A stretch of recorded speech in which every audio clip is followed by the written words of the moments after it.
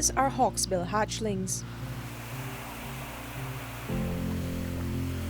They were found at Almond Beach, an indigenous community and the main turtle nesting site at the Shell Beach Protected Area in Region 1. Before long, they move into the Atlantic Ocean and will possibly return many years later when they're fully grown.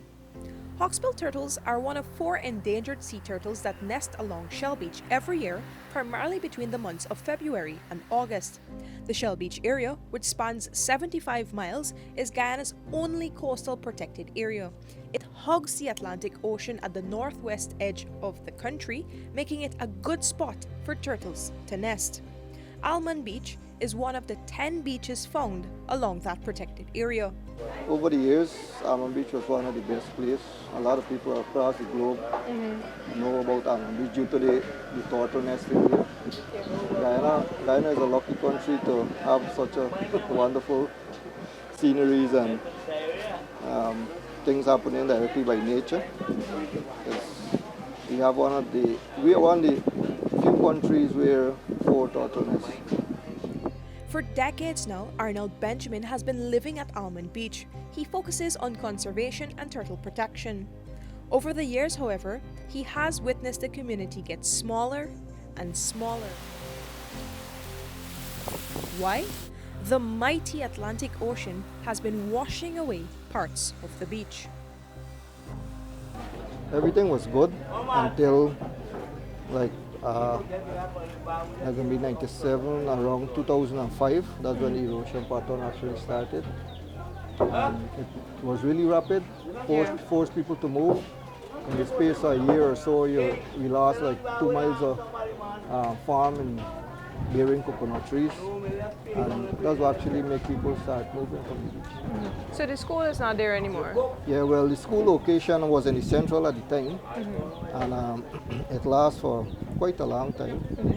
And then the erosion started to affect it, and we asked the government to move the school, which they willingly did in a short period of time. And we moved it to one location where it was like for about 8 to 10 years. And then the erosion pattern was there again. And we asked them, and they willingly moved it for the second time actually. And when the erosion pattern came again, we asked them, but they was going to move it, but I mean, we realized that it's only a waste of money, you know. So we asked that we get a place in Mabaruma. That washing away is known as coastal erosion. I asked the Protected Areas Commission about this phenomenon. The PSC is the body with oversight for Guyana's protected areas, including the Shell Beach area, and the responses I got were very telling. Now, the PSC in a written response highlighted that the coastline had a mass area of about 1.3 miles in 2019. In 2022, that was reduced to a mass area of about 0.7 miles. These were some of the satellite images they shared with the newsroom illustrating the coastline change.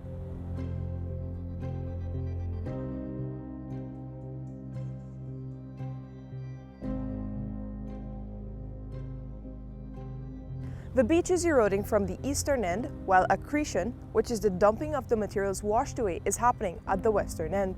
The coastal changes are part of a seemingly natural 30-year cycle, but the PSC also said, quote, "These changes are believed to be a result of climatic changes which have resulted in stronger ocean currents and intense wave action," unquote. Based on their data too, there were 70 people living there in 2014. At the beginning of 2023, only 3 families were living there. Some believe those residents are climate migrants because erosion, as a result or worsened by climatic changes, forced them to relocate. The Thornhills are among those who remained, at least until now. Well, over the years, it was not like affecting us like how it during this time. Back in the years, the erosion was like slow. Okay. But like from 2 years back, like we experienced that it moving very fast. We had to move, we had to shift the cap. As the beach go, we come with the beach, right? We come down with the beach. This beach was like, when I came here first, it was like approximately like 15 miles. From the Winey Point the other end. Most of my children, they are born and they grew on Shell Beach. So like it's kind of hard now for like take them from here to another place which will be strange for at least for me today, right? Because we are all accustomed living here already. We got our little farmland. We have what right now you can see the erosion what is taking place. We still will be remaining until wherever. While rangers frequent the beach during the nesting season, Leonard Thornhill is among those there year-round. That's why he was able to find a few hawksbill hatchlings on the beach when I visited at the end of this year's turtle season.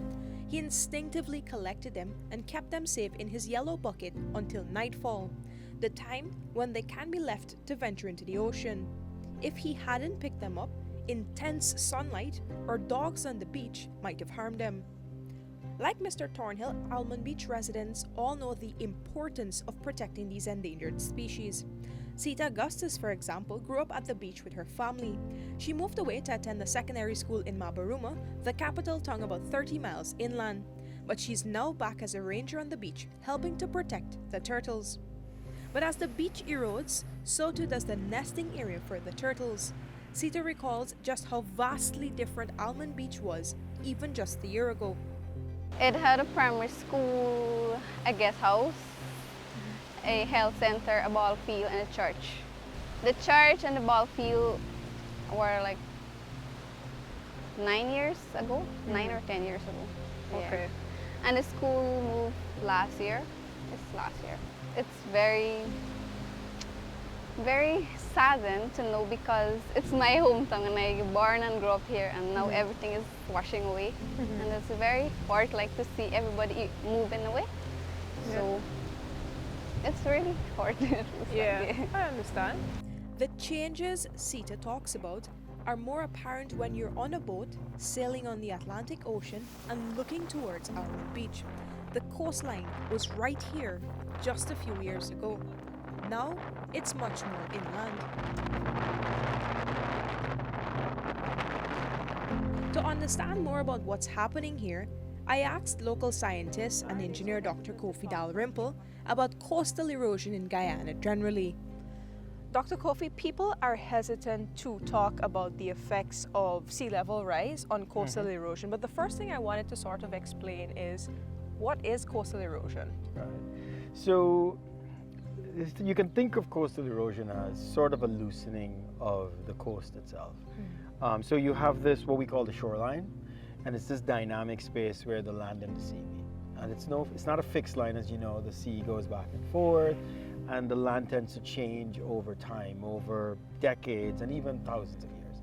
So the coastline naturally evolves through this process of what we call erosion, where the material is removed and taken offshore, and what we call accretion, where material comes back and builds up on the coast. So erosion is essentially the removing of land material away from land. I think why some people are hesitant is because with coastal erosion, as you mentioned, there's this cycle of erosion and accretion. Right. But do you believe there's some connection between climate change and rising sea levels and coastal erosion? Yeah, definitely.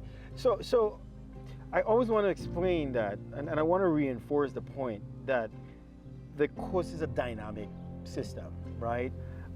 When you look at Guyana, for example, all of this, maybe even going further inland, was marshland. Okay. Right?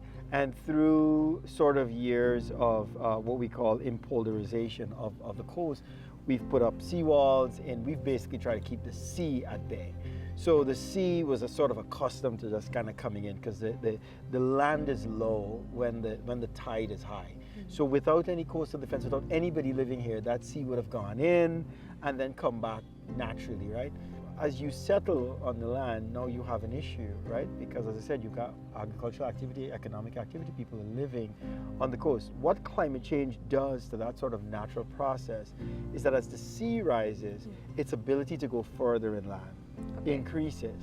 So its ability then to remove land, right, increases. So the potential for coastal erosion goes up as well. And so there's a direct link between rising sea levels and sort of coastline recession. Dr. Dalrymple says more research specific to the Shell Beach area would prove insightful. Already though, the PSE, based on the information provided, believes that erosion has drastically decreased and changed the initial structure of the Almond Beach coastline and forced residents to migrate.